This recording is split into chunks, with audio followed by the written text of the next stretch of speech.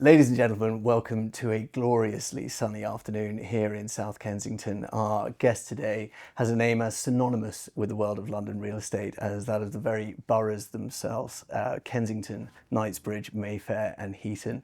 Having started off with a career in the world of high-powered advertising and sitting on the board of companies such as Saatchi Saatchi, she goes on to become a hobbyist developer to then building a real estate empire here in London. I'm hugely excited to introduce today to Desert Island Deals the co-founder and chair of LCP, London Central Portfolio, and now more recently co-founder and CEO of the Other House, Miss Naomi Heaton. Naomi, welcome to Desert Island Deals. Well, thank you very much for inviting me.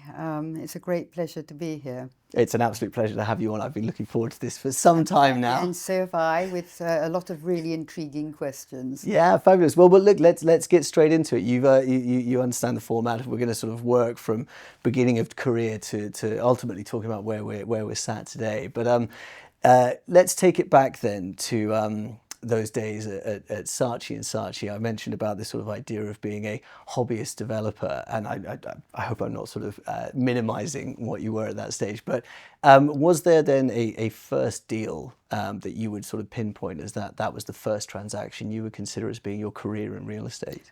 Well, I think there was a first deal, and that first deal has absolutely been the linchpin of everything I've done ever since. Mm-hmm. But I wasn't going out thinking that that's what I was going to do. I decided pretty young that it would be better to buy a house or buy a flat and pay a mortgage than to pay a landlord some rent. That's probably ironic given that later in life I've been representing lots of landlords. However, I really couldn't see the point. So I literally begged, stole and borrowed to get the money for a deposit. And I think I was 26, and I think the flat cost £26,000. And I bought a garden flat, a basement, in Camden Town. And that, I suppose, was absolutely transformational, although I didn't know it at the time. It was unmodernised. I had great fun doing it up, interior designing it and creating a wonderful home. And as a consequence of that, not sure quite how, because I was holding down a fairly big job at Saatchi's, I decided to start buying other properties. And these properties were all in W1. And that's because Saatchi's, 80 Charlotte Street, was in W1. And I wanted to be able to park my car outside the office. That necessitated being in W1. And that was my patch. And I used to buy and do up and sell, indeed often move into those properties whilst I was doing them. And what I found was that really through a good use of space, a good eye for space, being creative meant that I could actually make more money than the next person. Mm-hmm. And it became an absolute hobby. And finally, I decided that I'd actually prefer to do my own thing than to continue to work in advertising. In advertising, you're at the beck and call of your client. They can brief you and then they can change their minds.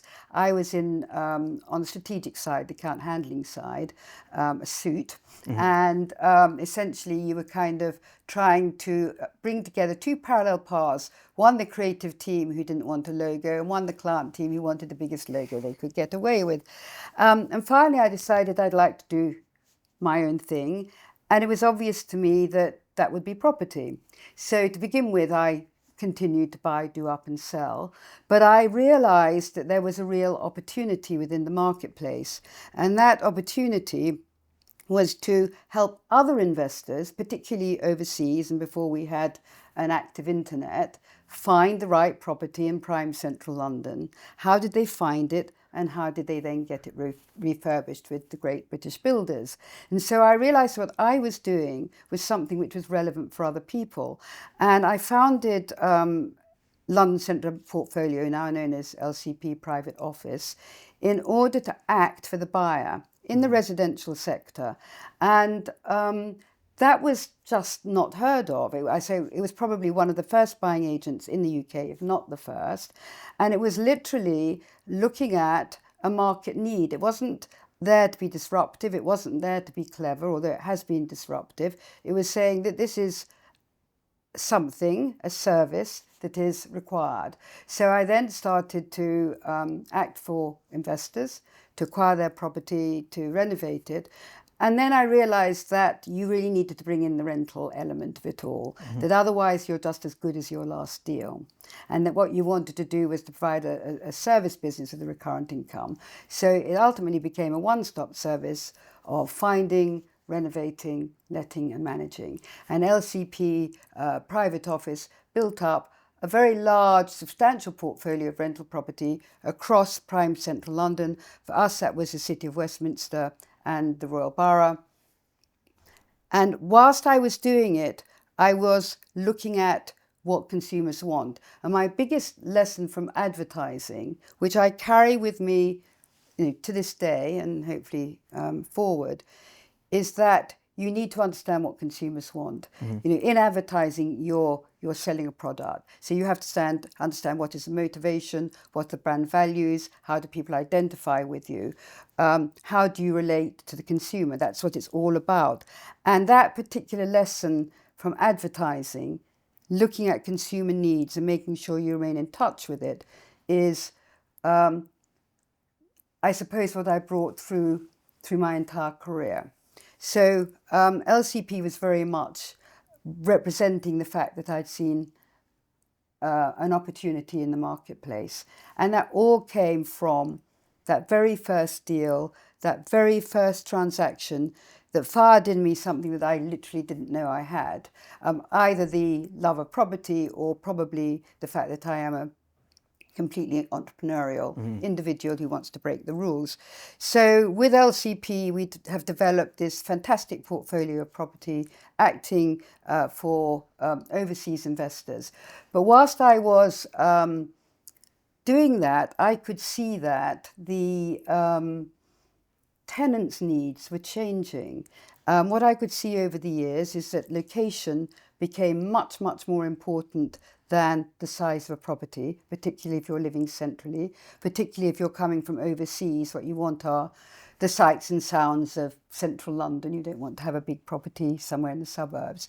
So properties got smaller, and there were various international events that occurred which accelerated that move. So properties became smaller, and then I could see that people wanted it to be more and more interior designed, really, really aspirational. When I got into the kind of rental market, it was very much an attitude of it's for rental, anything will do. And that moved to it's for rental and it's got to be the best. And then I could start seeing how tenants wanted to have more and more service at the click of their fingers. And that was very much really with the onset of the digital age. So what we saw was smaller units, more interior designed and more service. And I looked at our portfolio and said, well, actually, we're really renting a bunch of hotel rooms. And what they want is a hotel lifestyle. So why don't we do that? Why don't we go into that sector? What year is this you're thinking? This is, about 2012. 2012, okay. So we're now talking about 13 years ago. Yeah. When I was first looking at the market and looking at the changing needs of the market. So that was 2012, and I could see how their needs were changing. And then looking at the hotel market alongside the residential market and seeing that people in hotels had all that service, but they didn't feel like a local. They didn't have a sense of place. You very much felt that you were a visitor, a guest. The local community rarely come into hotels because it's just not that kind of environment. So I thought, why don't we mash it all together and in a way combine the best of residential living with the best of hotel living with service departments somewhere in the middle and say it should all be one sector. They're all the same people. They all want the same, and let's kind of mash it together. And from that point, I worked with Hugh Best, who is investment director at LCP Private, to talk to investors about our concept. And I have to say that we knocked on an awful lot of doors.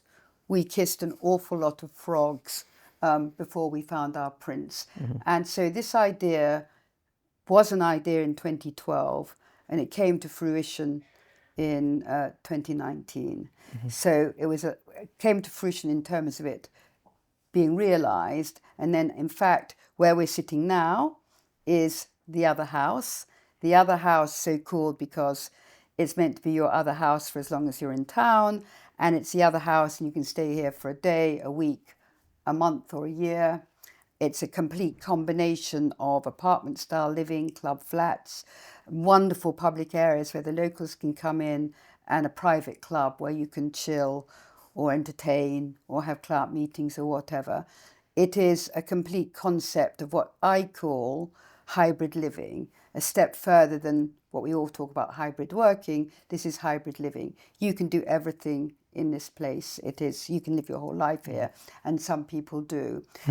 So that concept started in 2012, but didn't actually get to reality in any form until 2019. So it was a big, long path to get there. Well, that's quite the journey that we've gone through there, from sort of the original concept even of LCP to where we are now. I mean, I would love to go back to the original days of LCP, but in the meantime, you were talking about trends that you would spot in the rental market and how that led you to think about how hotel living or hotel service type accommodation and location and smaller units, everything else.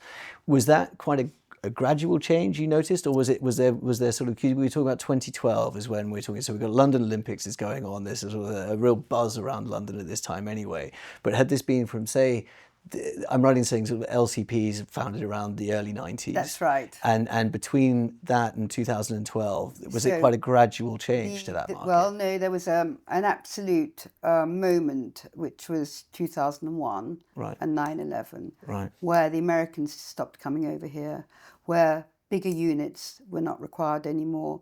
3-bedroom units fell off a cliff because, obviously, as you rightly said in the introduction, we specialised at that time in rental investment units, and prime rental investment units in central London, where you want to get the highest yields, will be small units. But at that point in time, you couldn't let a 3-bedroom property. So it already had come down to a 2-bedroom property. And then I suppose over time, and I suppose the next thing was the recession in 2009, where belts were tightened and corporate belts were tightened and budgets got more restricted. So again, we had the kind of 2001 effect and we had the 2009 effect. We'd already seen 3 beds down to 2 beds. We've seen 2 beds down to 1 bed. Units were getting smaller and smaller and smaller. And one of the motivations in terms of developing the other house and also working within a hotel use class is that within a residential use class, you have a limit to the size of the property that you can provide for a single person dwelling. And therefore, it becomes restrictive to actually really execute the model how you wanted to. Right. But there was a real demand for smaller units. And so actually, it happened over a period, or that recognition was happening over a decade. For the 2001, 2009, and then starting this concept in 2012. And then I suppose over the period between 2012, there was a much more of a focus on aspirational living, on being a tastemaker, on lifestyle. And that was all happening in that decade. And also, obviously, with the increase in digital communication, the requirement for service more quickly and more demand. So it was an amalgam, but it took a period of time. But it was seeing those step changes within the marketplace, which ended up with the fact that actually, we are renting a bunch of hotel rooms, we're making them look beautiful, we lay the tables, we put the picture frames out, we put the shoes and the throws out, the teddy bears on the bed, so that when people walk in, they walk into a lifestyle. And that was what was happening within the marketplace. And so that theme then, I guess, of like you see an opportunity, you see a theme growing within a certain space within the market, and that is being true for the other house and the concept of the other house, and so it was true also for LCP.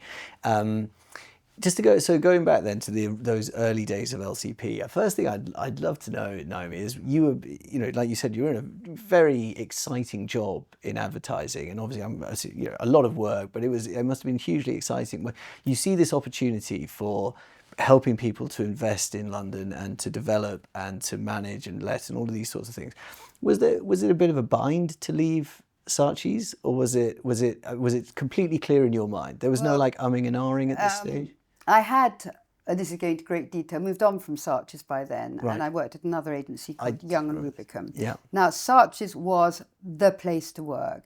I was there in the glory days. It was absolutely amazing. I worked with people like Tim Bell, who was about the most charismatic individual I've ever met.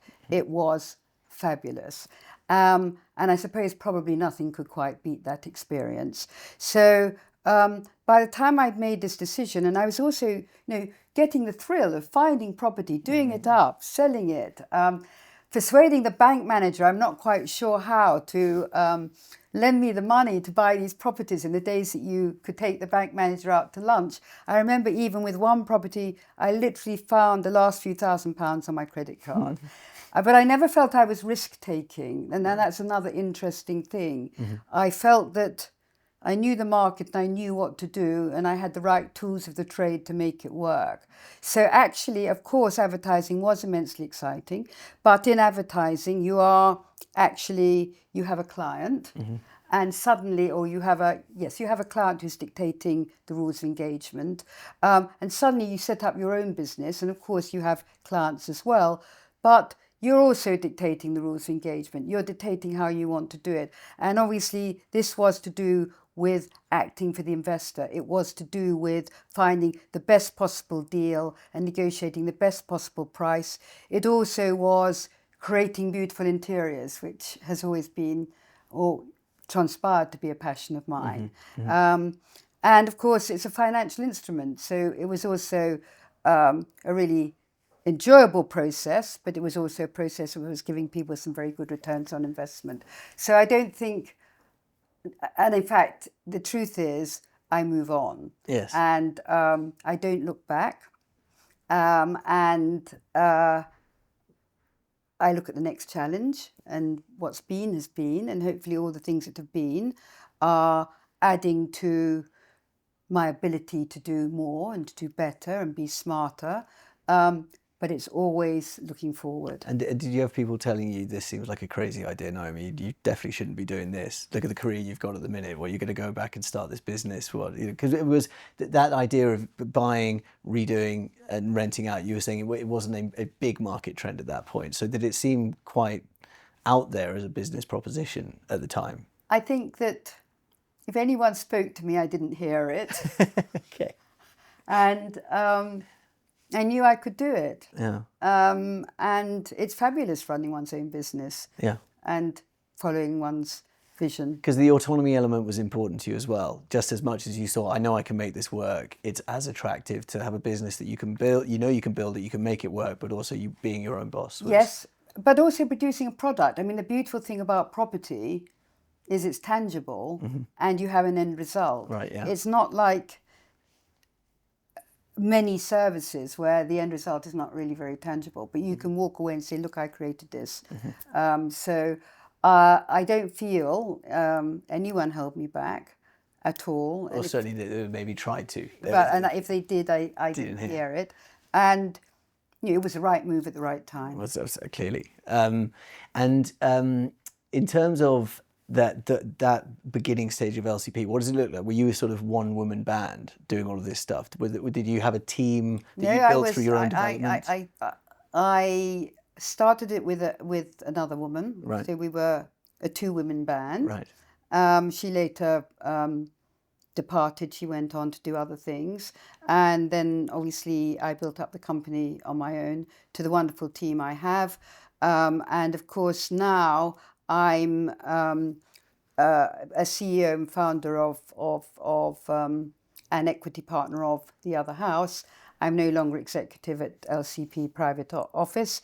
That is now run by a fantastic managing director called Liam Monaghan, who basically joined really at his very, very early stages of his career and has been able to continue the ambitions of LCP private office, and also make it right for now, because just focusing on rental investment is not the whole market anymore. So it can be helping home buyers, it can be looking at hotels, of course, it can be looking at commercial property or new build. So it's become a much wider animal. But when I was involved in it, it was very much this the buy-to-let rental investment market, which was incredibly popular and incredibly profitable for a couple of decades. Yeah. And when you were doing that, so you've got your first clients on and you're helping them find properties, make great investments and managing them for them. Were you also doing your own investments at the same time, or was there a period where that slowed down because you were focusing now on your client base as you were building LCP? Well, I have my own investments. Yeah. I have my own portfolio of property. I bought the office where LCP used to be, and I bought the current office where LCP is. So I'm making those kind of commercial investments. And then I had various, obviously, buy-to-let investments, put your money where your mouth is. And then, obviously, I've been, I think, fairly smart in the investments I've made in the properties that I've bought to live in as well. And then, but so when it was a two-woman band and you've got clients on and you're starting to work together, did you still have the time to do your own projects, or was that very much you shelved that and now you're focusing exclusively on building a business that helps other people to do that? Yes, I mean, I had my own projects. I still own those properties, but So it that was was quite much more a quick. focus on obviously what I'm doing for, Yeah. or what I was doing for my clients. I built up a portfolio of commercial and residential property, which I'm happy with, which worked very nicely, thank you. And that's not where I'm going now, because I focus my time on buying for the business. And then, so, LCP becomes this sort of, it's a bit of a behemoth, and it's also like a real vanguard. And it's really leading the way, certainly in terms of buying. I'm aware from my own time in real estate that LCP was very much famous for its data-driven analysis of the market. And so it was, if you work with LCP, it's not I like this property, I think it'd be a good investment, it's here's why, and everything's broken down. So you've built this business with a great reputation. Were you approached at any point? I mean, I'm assuming several times people wanted to buy it off you. We have been approached from time to time. Yeah. But I think I've got to the point where I'd like to approach other people. Was it ever a temptation at any point? I did consider it at one point, but decided that the right path was to continue as we were. And now I think the right path is for us to make acquisitions.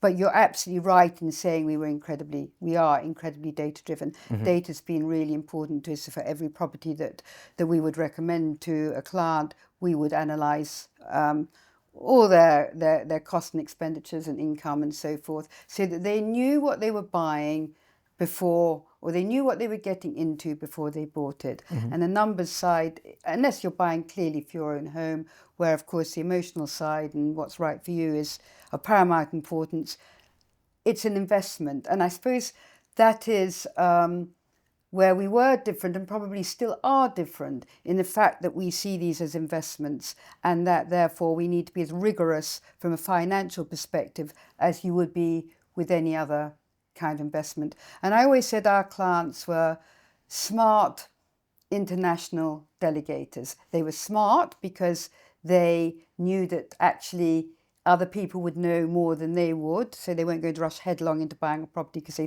they come on holiday in London and therefore they know it. But they were also delegators. They would be delegating to their private banker.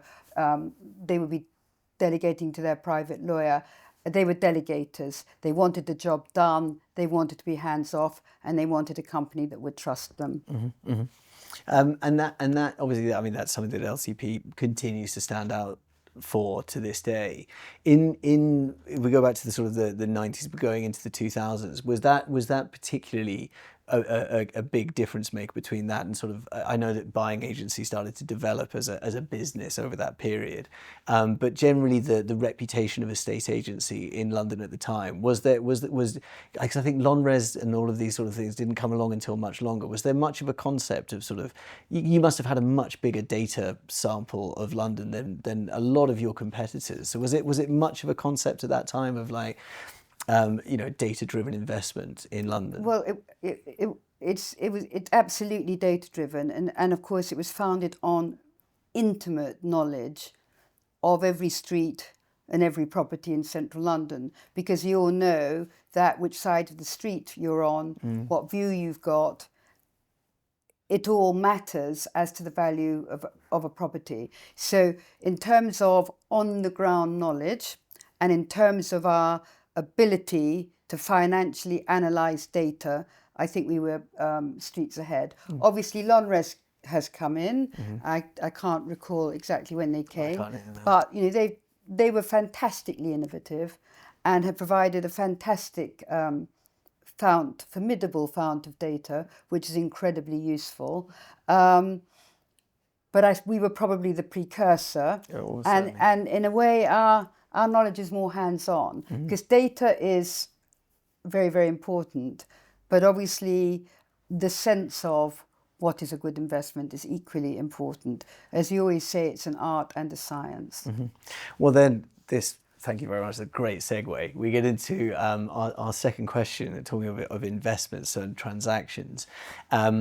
Is there whether we go from the beginning of the career through to where we are now, is there a transaction that you've been involved in that stands out in your career as being the most complex, the most complicated?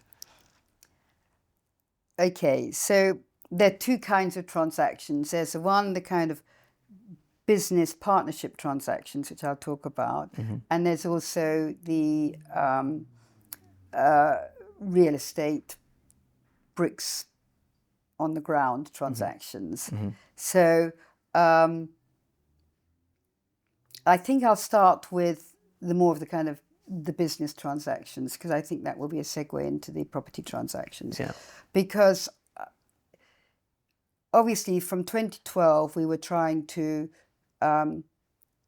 talk to people who would buy into the concept that we had. Completely revolutionary concept, unheard of, this mashing together of these different categories.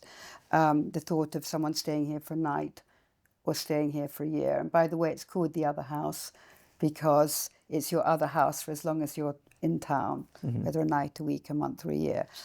But it was something completely new and completely different. So clearly we were knocking on an awful lot of doors to get to the person or the people that would buy into what we were talking about. And ultimately we ended up with various different entities who would have come in and co-partnered with us. But that was, a 7-year process. And when we finally met our current partners, who are an incredibly well-respected pension fund globally,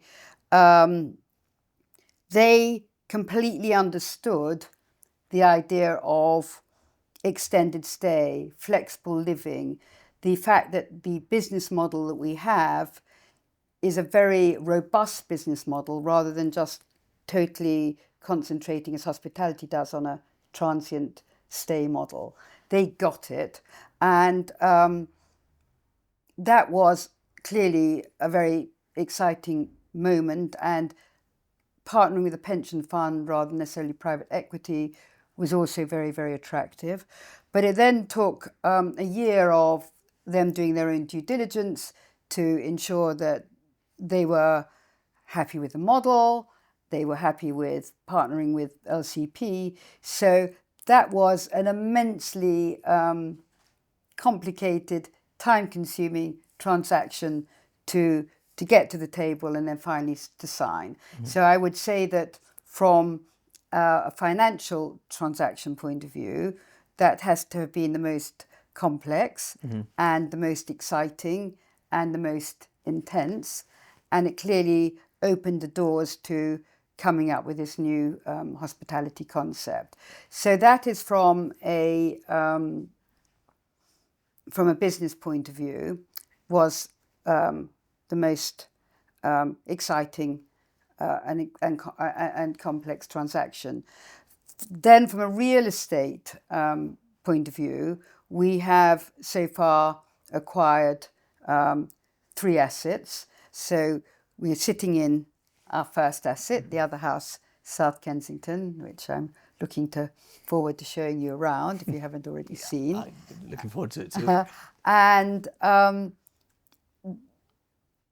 this was 126,000 square feet. It was 11 buildings, the old NH Harrington Hall, a derelict hotel that had been, when we acquired it, empty for 7 years and required complete refurbishment, renovation and reorganisation. And was probably the most significant transaction in my career, in the sense that it was the first of the other houses. Right. And of course, it was an embodiment of everything that we had aimed to do. And interestingly, when I knew every square inch, I knew what everything was, I knew what everything was going to look like.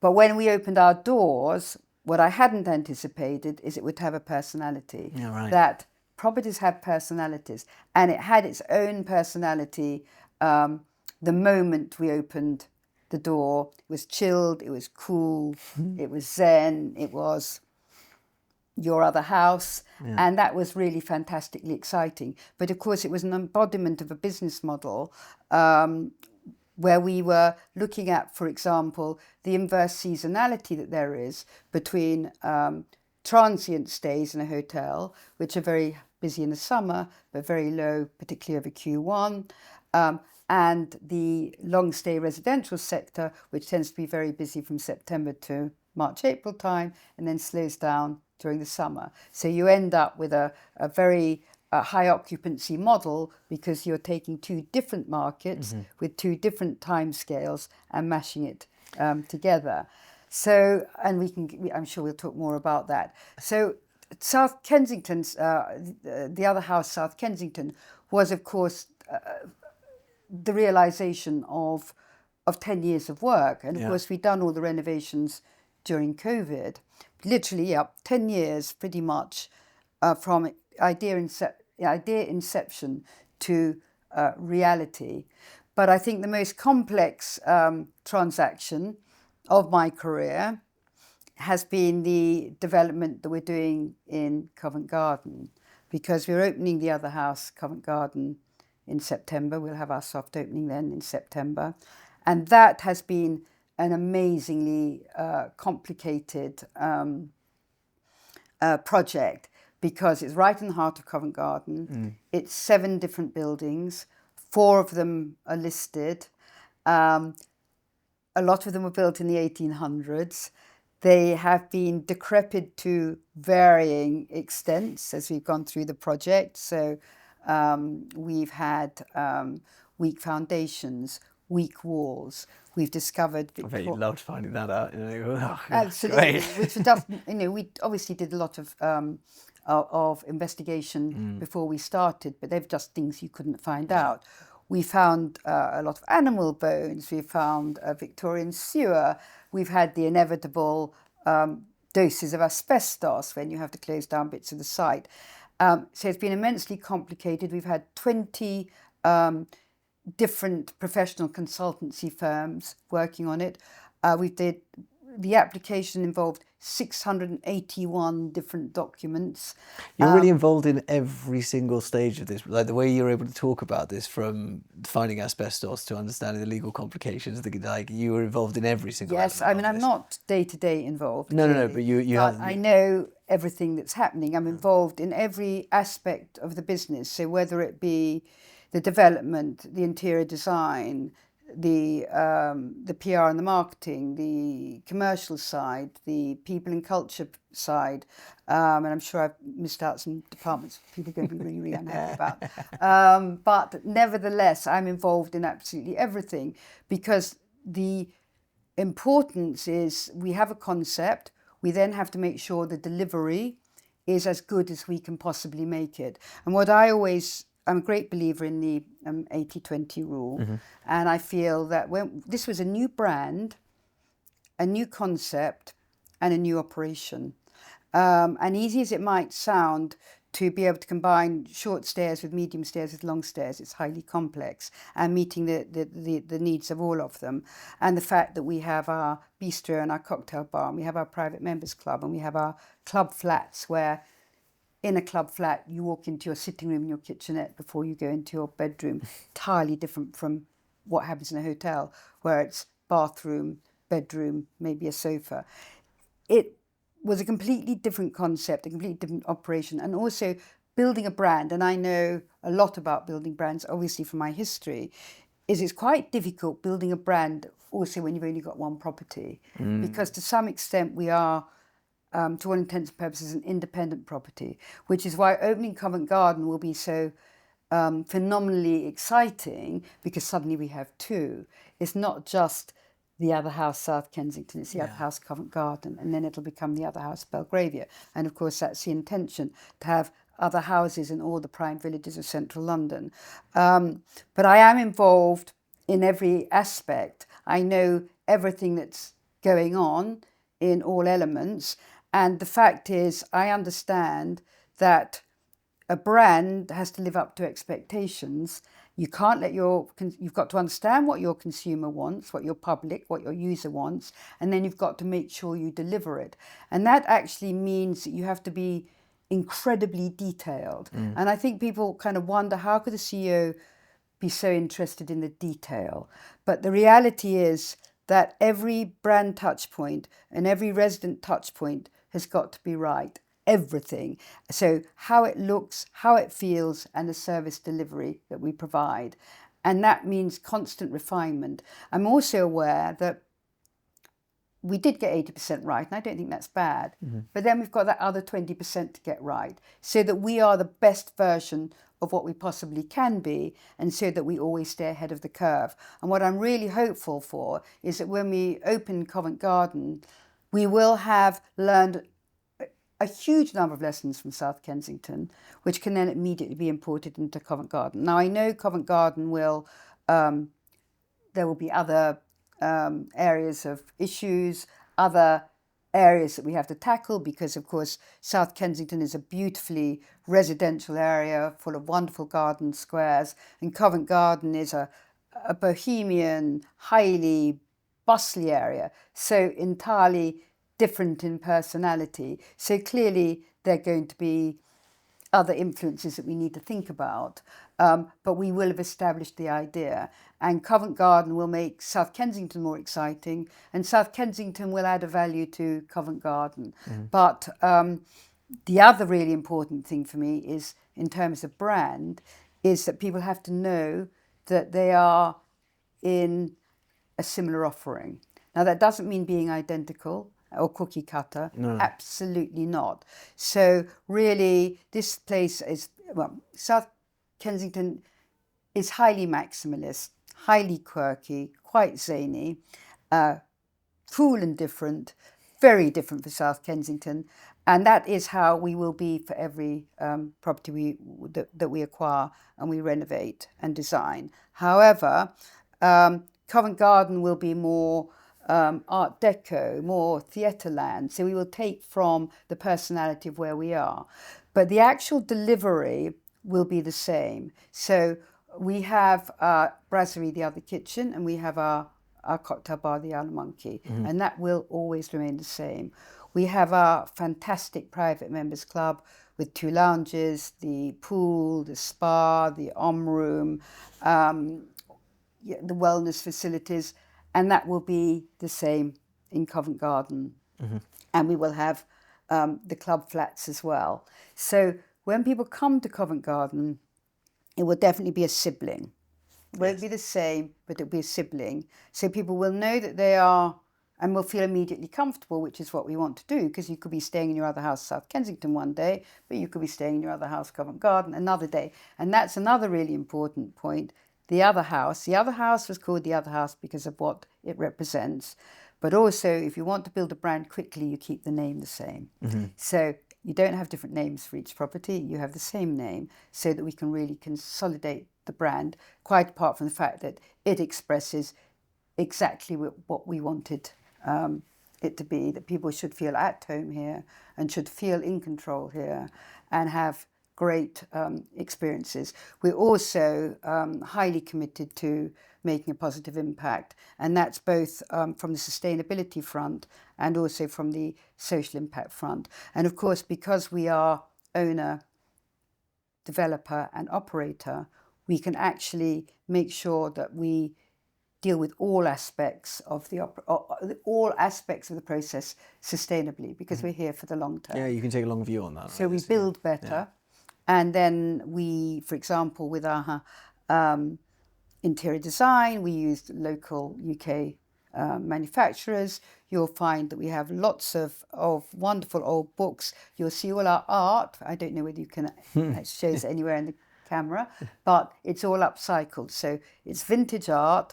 It's amateur Victorian art, probably ready for the rubbish tip. But the only brief was that they should have beautiful frames. Yeah. And then we've done graffitied them. But that is rejuvenating and regenerating things that were already in existence. So there is no stone left unturned here in terms of knowing exactly where all the detail goes, and I think that's something I'd like to find out about as well, because everything is very meticulously planned throughout that sort of from the I guess from the purchase through all the way to the completion. When you were, I suppose, pitching or meeting with potential investors, had you already got this property in mind? Was this one that you were already aware of, or did you receive confirmation of investment and then you started going out? Because obviously LCP is there to, you guys have already got your feet firmly in the market and you know what to look for. But had you identified opportunities before you went out there? Oh yes, we had identified many opportunities, because when we were going out to investors, it was very important to be able to show tangible assets, but also to have a proper financial modelling to show what our return on investment was going to be, what our projected EBITDA was after a period of stabilisation. So we presented the concept in a way which was also tangible and numerate, because that was really important, because ultimately the investors buy into the concept. They either think it's a great idea or they don't. And then they obviously need to have proof of concept in terms of financial delivery. So we had seen many, many properties along the line. And actually we'd known about South Kensington for quite a while. It had been empty for 7 years. So we were aware of it. And when we started talking to our hopefully investment partner to be, it was a property that they were particularly interested in, and that it suited them and the scale suited, because different investors might be looking for different levels of investment, but we were looking for pretty substantial levels of investment. And I said, this is 126,000 square feet in prime South Kensington. So it just fitted the bill exactly, but it was one of a number that we had looked at and analysed. So we were ready to go. And the reality is that we had a date by which we had to exchange on this property. So there was a pressure to finalise all the joint venture documentation between LCP Private Office and the investor, in order that we could actually exchange on this property. So there was a kind of wonderful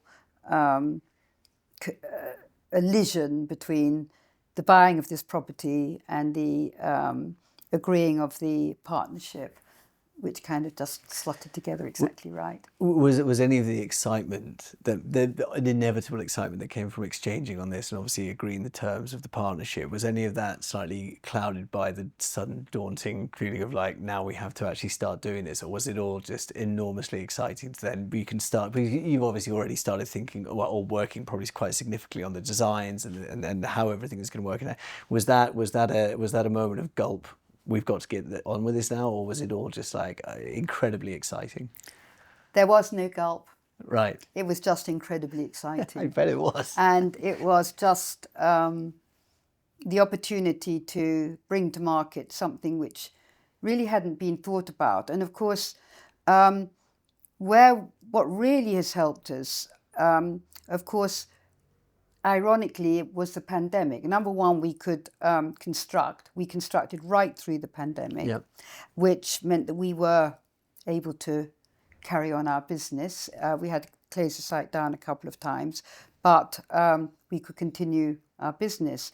But when we came out the other end, people's expectation of what they wanted had changed. So suddenly we were in an environment of hybrid working. We were in an environment of digital nomads. We were in an environment where people could spend longer in a place, i.e. they could work and then they could have leisure. We were in an environment where people wanted to experience, the value of experiences, the value of the sheer enjoyment of life seemed to have become so much more important during that period of lockdown, that people wanted to be part of the local environment and feel like a local and be able to have a completely rounded life. And what I always say is that people might have been able to work from home, but they didn't want to work at home. But it's not even just hybrid working. I call it hybrid living, that you literally, a Mars a day helps you work, rest and play. I don't know whether you remember that one. I certainly do. But I was in the advertising world, so I do. And this is what you can do, and it's what people want. And they want to be able to morph from one kind of life to another kind of life within the same environment. They also want community in a way that they didn't necessarily want before, because before you might have got your community through your office life, but now you don't. So people can take more time, they can combine leisure with travel. Corporates are more planet aware, so they'll send their people over for less trips but longer. All of those things, and also fascinatingly, the growth of the club, the private club, which is something that's probably gone pretty much out of fashion, almost probably a dirty word, that has just kind of re-emerged. And we always called ourselves a residents club, because of the fact that the people here are residents and the fact that we were always going to have our private club. So we'd always called our sector a residents club, a bit like branded residences where you have residences to buy attached to hotels. And that's to do with sense of community as well, right? Yeah, So it's like a a sense bit of building. community, Yeah, exactly, that people want to be more a part of a community, but they want the community to be potentially provided for them. And what we do with our clubs are all sorts of events and leisure activities, going from fashion to cryptocurrency to jazz nights, but it's all there, and you can join or not join. It's entirely up to you. And what I wanted to just mention to you, because I was starting the story and then got sidetracked, That's more than welcome. was our cocktail bar is called the Owl and Monkey. And the reason it's called the Owl and Monkey is that we see that the people that come to us, our tribe of people who really want to make a positive impact, that they're both environmentally aware and socially aware. So they are wise as owls, but they also want to make new experiences. They want to find new and different things. So they are curious as monkeys. And the bar is called the Owl and Monkey.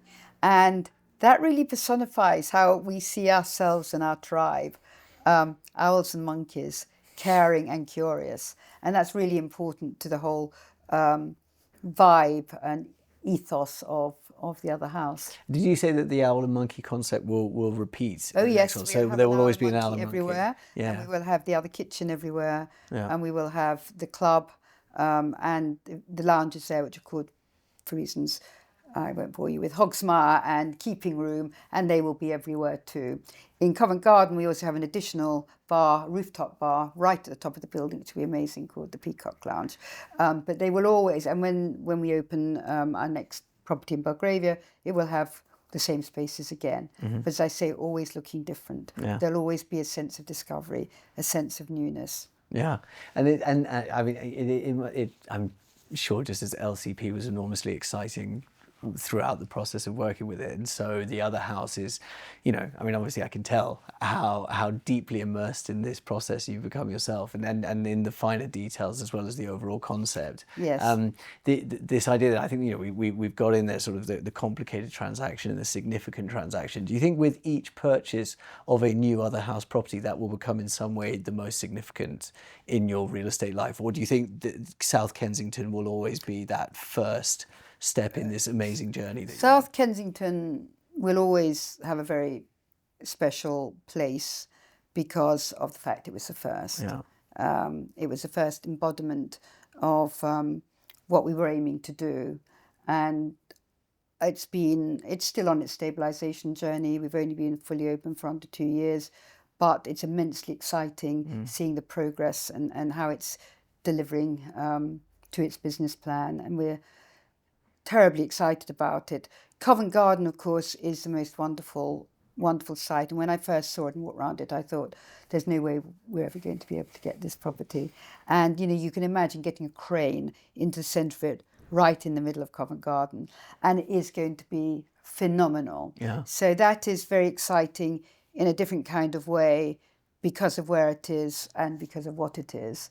Yeah. But Belgravia, when we start on that, will have its own excitements, and every other property will. And of course, we're not in W1. And W1 is my home patch. I've often heard you describe yourself as a W1 babe. Yeah, W1 babe. So it has to be Fitzrovia or Marylebone or Mayfair, and then maybe going around towards Notting Hill. We want to be in all the prime villages of central London. What we say is they're all different. There's not a right or wrong. Even in the rental investment market, some people want to be in South Kensington, some people want to be in Marylebone. They have their different reasons. They have their different affiliations. We want to be in all of them. And then the aim for the other house is to roll out internationally to places that have a similar market of corporate and culture, business traveller and leisure traveller, the people that need to be there for a few days, the people that need to be there a few years. And so there are many markets, obviously globally, that have the same kind of constituent market. But really, what better place to start than central London, which of course is one of the most important capitals in the world and such a global centre.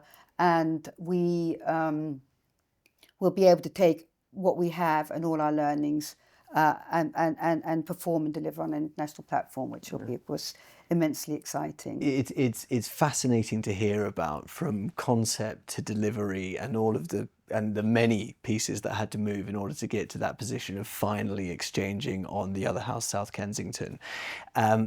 One of many significant transactions that have happened in your career in real estate, but is there one that could stick out as perhaps one that got away, and whether maybe that is even real estate? Is there something that stands out in your life as the one that got away? Well, the true answer is no, because I always move forward. I don't look back.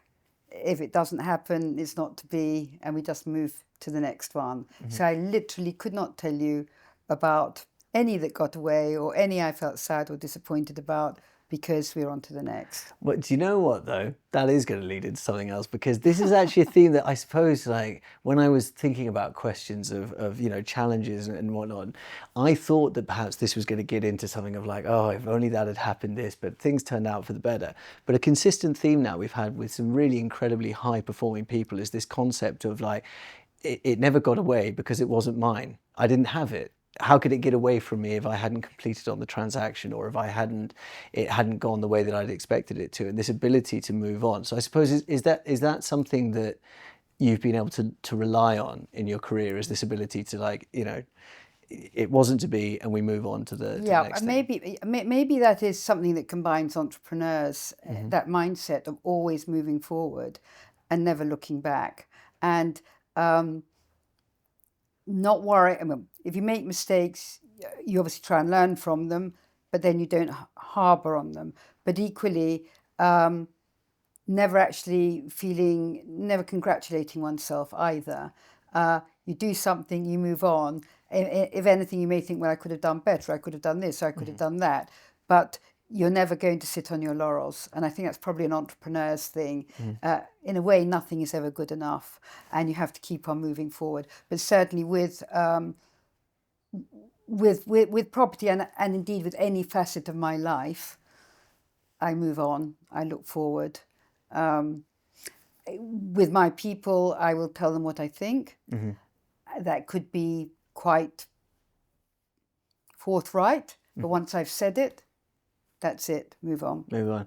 Yeah, and that's sort of, I suppose there's a steely determinism that comes with that, right? It's sort of an idea of it's important to say something at the right time, at the right moment, to express an opinion that's, you know, as you say, can be quite forthright, but also in the same way, a steely determination could be an ability to say that didn't work out and on we go. Yeah. Because there's also a balance. I think we've talked with people before about, you know, failure is not an option, or never take no for an answer. But also that, I suppose that doesn't necessarily also mean that when sometimes inevitably I guess failure is not an option is also actually like things that don't work out aren't necessarily failures. No. You know, so it's so when something has to happen, it's because it's viable and you can see a reason to make it work. Failure may be an option. Failure may be an option, and failure may be what happens, but you then learn from it and you move on. I.e., you should use failure as something which is a useful stepping stone to progressing in the future.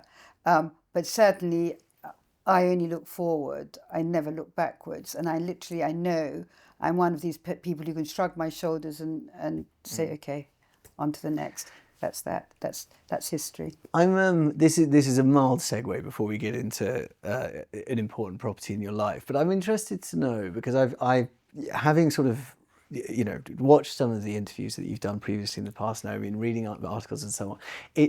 And I may be completely wrong about this. It struck me that growing up, being an entrepreneur was not something like you grow up, I'm an entrepreneur. Like that's what I'm going to be. It was what I came across to me was this idea of you saw opportunities and you did things, and this concept of entrepreneurialism was perhaps a label that was given after, and you were like, oh, okay, that's what I am. Was it something that came quite naturally to you? These concepts we talk about of determination and steely nature and all of these things. These were just things that were innate within you, rather than this concept of I want to be a business owner. Yes, I mean, when I graduated and went into advertising, I didn't see, you know, my life beyond advertising, and of course it was and could have been a fantastic career. But I never set out to be an entrepreneur, and it isn't really being an entrepreneur. I mean, I am an entrepreneur. I take risks. I put money where my mouth is. All of those kind of things. But it's all to do with just following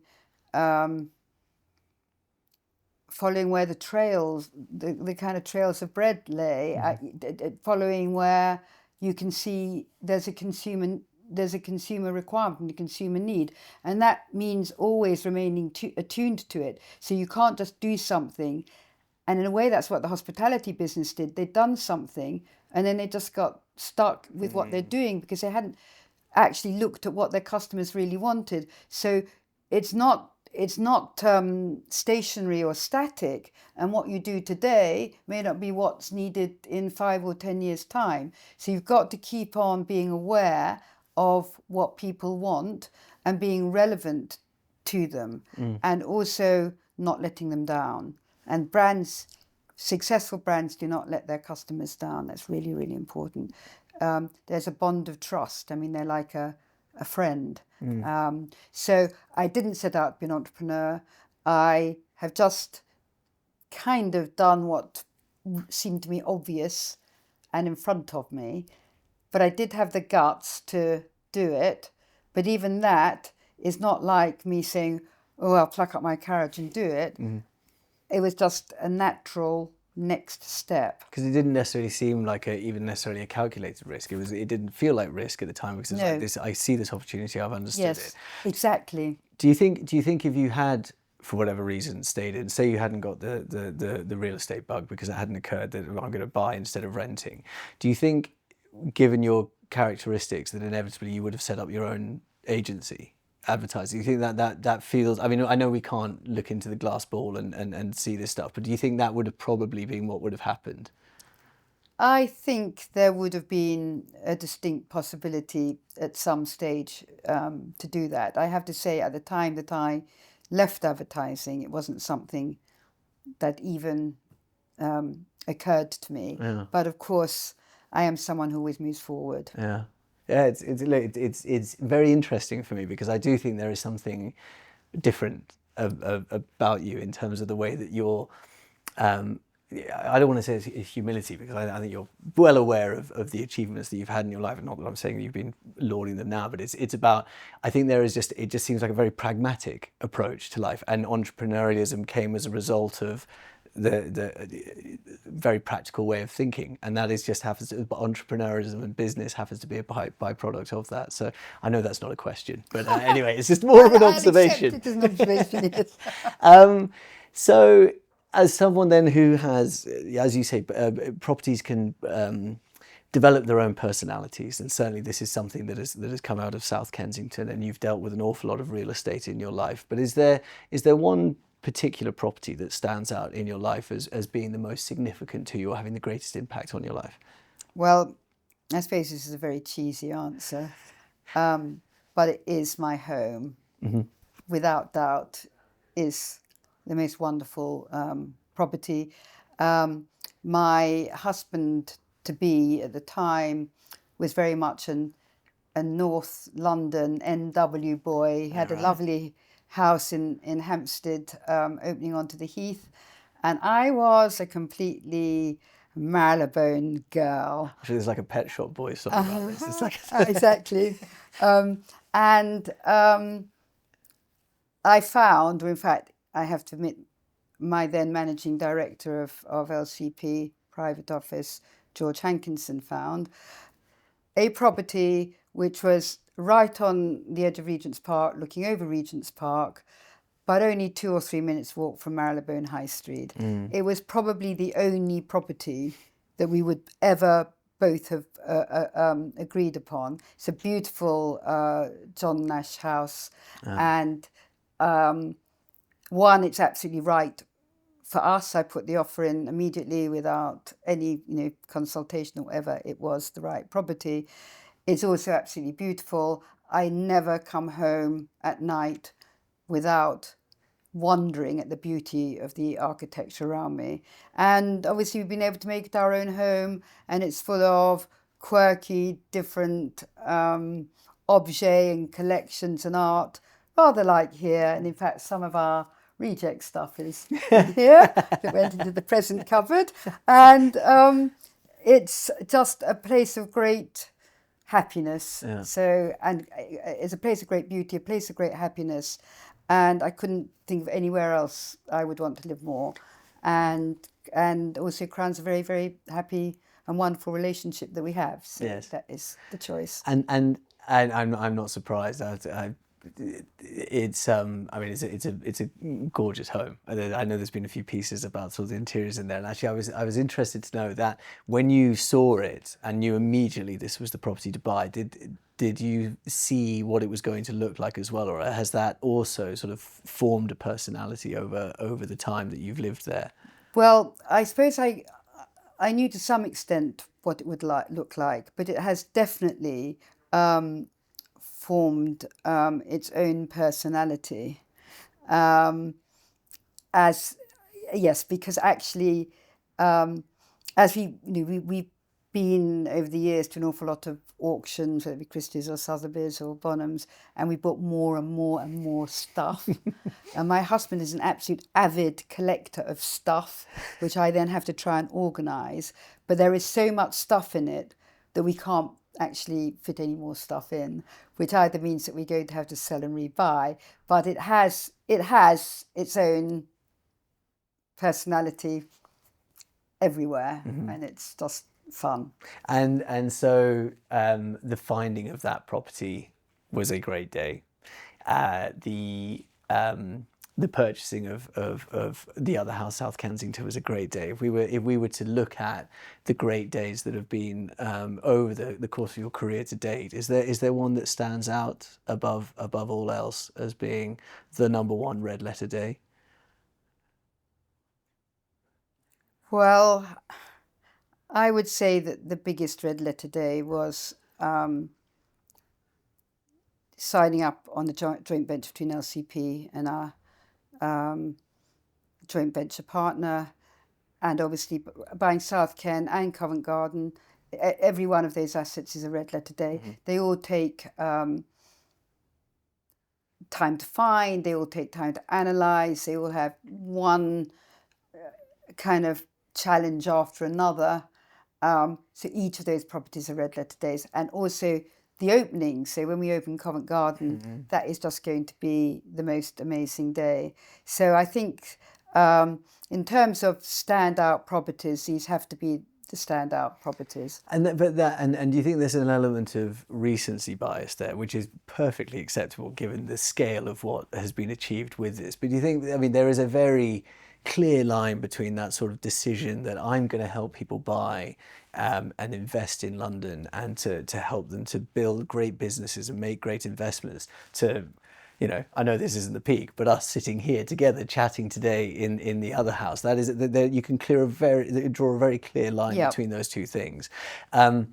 There must have been moments, I suppose, along the way where it's like, in fact, could we say that was there a particular day with LCP when you were like, oh, this is going to be huge, or it's this thing has happened and now that has got me to this stage where yes, I can really... I mean, obviously with LCP, I created so many fantastic relationships and so many relationships with real captains of industry, and captains of industry who also gave me great advice and great ways forward.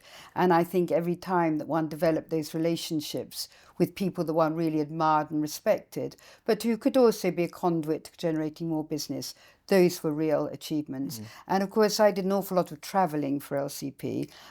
So I would go to Hong Kong and Singapore and Malaysia and Bangkok and Indonesia, and then I've been to most countries in the Middle East as well, and those have all been fantastically memorable experiences which have opened my eyes to other cultures, but also been fantastic conduits for new business. So, and I remember the first time I went to Hong Kong. I mean, that was an amazing day actually. Now, you know, if I cast my mind back, the first time I went to Hong Kong, and absolutely, which was, you know, a long time ago now, and absolutely amazed by what I saw. And also, we always used to have our meetings in the Mandarin Oriental. I don't know whether you know Hong Kong, but there's a Clipper Lounge in the Mandarin Oriental, and people have their business meetings there. And the first time I went, I'd never seen an environment where so many people were overtly doing business all around. It was kind of so un-British and so in your face. But that was a kind of hugely memorable day. And actually pivoting to going to Asia and the Middle East was I would say was a really fundamental part of the development of LCP. Also, we aligned with a very major bank in those early-ish days, and that again, which whom I travelled with a lot, particularly around Asia for many years, and that was an amazing step forward. So there have been all sorts of moments within the life of LCP where you said, okay, we've made another really major step forward, whether it be the people we met or the countries we went to, the buildings that we were buying. And we started with a portfolio of rental investment units. Those units got smaller, as I explained, over time, and then buying much bigger units and buying commercial property and buying student accommodation or service departments. So that whole expansion of what our capabilities were, and now very much acting not only for investors, but acting for people who are buying their own homes. Because what's really interesting is how, when I started LCP, it was very much foreign investors who didn't have access to the market, who weren't here, who needed help. But more and more, and again, I think it's very much the kind of way life has morphed and changed, is how people want more service. That they're actually happy to delegate something that they might have always thought of doing themselves, but they've got other priorities and other commitments. and they're actually happy to delegate to people who are in the know. And that, I think, is a really exciting part of LCP as well. Yeah. So that we become a much more rounded offering in terms of talking to anyone who may have an acquisition need within that prime central London marketplace. Sort of international and domestic, as And domestic, yes. Now, it would be amiss of me not to ask, as we are the company I'm with, PMG. We are in the world of podcasting and media and all these things, but we are a print media company at heart. And my heart burst when I saw that you sort of give great weight to this advert that you placed in a magazine, Residents Abroad, where you featured yourself as a furnishing company. And we were just talking about your time in Hong Kong, and that this led to it. Yes. Do you think that that's sort of become part of LCP sort of mythology and the lore of the company? But I mean, do you sort of look back on that as being one of the great investments of your life? That is an amazing bit of research, which I don't think anyone's mentioned to me for decades. But you're absolutely right. We had a little piece in an expat magazine called Residents Abroad, which doesn't exist anymore. And there was a little piece in it saying that we furnished down to the last teaspoon. And I got called up. This was this was an ad that you'd made, obviously, with your background in advertising. Well, it wasn't an ad. It was part of an editorial. Oh, I see. Sorry. Yeah, okay. It was part of an editorial. And I got called up by someone who'd acquired a property in Pimlico, actually. And it obviously, as is normally the case, taken far longer than they'd anticipated. So they weren't able to do the furnishing. And they called me up, and we came in, and we got the business for furnishing it. And then they were going to rent it through the agency that they had bought it through. And they got an offer from the agency they bought it through and said, "What do you think? It seems too good to be true." And I said, well, normally when things are too good to be true, they are too good to be true. And lo and behold, the offer fell through. We were given the opportunity to let it. And the person that had mandated us to do it, I suppose, became one of the most important people in my life in terms of the business world, who is an amazing, remarkable, influential person. And it was through that one tiny little bit of print. And that was actually pivotal to enabling LCP to fly and enabling LCP to start looking abroad, because he was the person who said, you must keep coming, you must come out to Hong Kong, you must do this. And my first experience was staying with him on top of the Peak. And wow. And it was definitely a seminal moment in the career of LCP. And thank you very much for bringing it up, because honestly, I would have forgotten. And it was, well, that probably is that. Well, it's good fortune, but is it luck?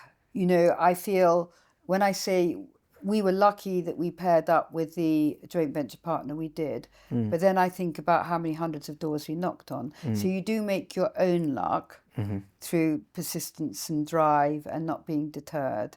And I think the same thing with Residents Abroad. Yeah. I certainly wanted to bring it up because part of me is like, you know, obviously we have a vested interest in the power of print media and I firmly believe in it, but also it's great that you bring up this mention of luck, because this is a theme as well through the, you know, we've been very fortunate to talk to a lot of people who've had sort of, you know, incredibly distinguished careers, and a lot of them talk about at the beginning, I was lucky to have this, but then ultimately it comes out in the wash that also, like you say, to be lucky, you have to be in it. You have to, and whether you create luck, I don't know if you can create luck, but you can create opportunities to be lucky. And so I think, you know, that again of sort of persistence and whatnot. So, yes. Yeah, I mean, you have to create luck, and I think you do. Yeah. And then you have to have the courage to pursue it. Well, so that was obviously several great days that we managed to get in there. If we could give you, Naomi, 24 hours to have a great day doing anything else you wanted, and whether you wanted, you know, a great day could be relaxing at home reading a good book, or if it's being at the absolute peak of your powers doing something else. If you could take 24 hours away and then come back to the other house and fully immerse yourself back into it, what would those 24 hours look like for you? That's a difficult one, because I suppose I live and breathe LCP in the other house, and it takes up every moment of my time, and is interesting in so many different kinds of ways and facets. But one of the things that I always enjoyed for a significant period of my life was horse racing. Oh, okay. And I used to go to all the major meetings, the famous ones, whether it be Royal Ascot or Newmarket or Goodwood, and also a lot of race courses that most people have never heard of. And one of the things that we did at LCP many years ago was to sponsor a racehorse. Right. That racehorse was called Lord Rochester. And Lord Rochester was a kind of hurdler, you know, nothing up there, but he was a hurdler, and he did very well in the races he ran. And interestingly, whenever we put out our monthly LCP newsletter, the bit which was of most interest to most of our readers was how Lord Rochester had done in his last race. Anyway, I thought, well, actually, I have in my past life been quite involved in that kind of racing community and racing life. And actually, I'd quite like to be a jockey for a day. And I still have our colours, black, white and red cap. Yeah. And I would be the perfect size for a jockey, so why not? Any particular race? No, I don't go as far as any particular race. I'm sure I'd be hanging on like grim death. But I felt that if I could be anything or do anything for a day, it's such a wonderful and exciting environment that would be a good one. Well, not only do I think that will be the only time we get that answer, but I think it will remain firmly as the best one forever. I think that sounds like jolly good fun. No, I mean, it's a joy to sit down with somebody who is, like I sort of mentioned at the beginning, so inextricably linked with the London real estate market. And I think those who work in it and who are successful in it, you are an unavoidable name that will come up. And I think, and whether that's sort of, you know, through the building of LCP or LCP private office and what you're doing now. And so it's a pleasure to not just learn about that, just to also see the sort of the enthusiasm for an idea that was developed so long ago. I think, a decade ago, there was this sort of seed that formed, and you know, now you have manifested this thought to the point where you're sitting in it right now. This is what it has become. So we're enormously thankful for the fact that you were able to give us this time to talk about your career in real estate. Career to date as well, I should say as well. But if you were going to be, and we have a lot of people who watch who are either in it and wanting to sort of, you know, push themselves forward, or just thinking about stepping into the world of real estate or careers generally, is there sort of wisdom that you would impart beyond maybe sort of the themes that we've discussed today? Well, there are many wisdoms, but I suppose I've always lived by the fact that if you come across a roadblock, find a way around it, and the route around it will often be better than the idea that you originally had. I think that's interesting. That's also sort of the antidote to failure is not an option, right? Because as we said, sometimes failure just is an option. Yes. But actually, when you come up against obstacles, you know, the idea of actually thinking around these things. And I used to say this when I was in the world of real estate with clients who had their dream home would fall through, and I'd say you'd be amazed the number of times that actually an even better property comes up afterwards. Exactly. And, this idea of like brokenhearted and I'll never get over it. That's right. So I guess throughout the process of the Other House, this idea of coming up against roadblocks, when you were out there pitching to potential investors, were some of those roadblocks? You mentioned some people maybe just didn't understand the concept. Was that? Yeah, well, it could be that they didn't understand the concept, or obviously the financial terms they were offering weren't right, or the returns that they wanted. So it would be a mixture of people who just weren't interested for one reason or another, people whom we wouldn't have been able to have concluded the business transaction with because it just didn't financially stack up. Yeah, and lots of people, I mean, lots of people say, nice idea, no thank you, you know. So it's just a question of finding your prince, which we did, which was fantastic. And, you know, my first job when I graduated was at Leo Burnett, and the founder was Leo Burnett. And just to paraphrase, what he said is, reach for the stars and you won't come up with a handful of mud. Well, I think that puts a really lovely full stop on the end of the conversation. Naomi, thank you so much, and thank you for inviting us here to the Other House Well, as well. thank you very much for a wonderful interview and for being so kind and generous to me. Thank you. Thank you. Naomi Heaton, thank you for joining us on Desert Island Deals.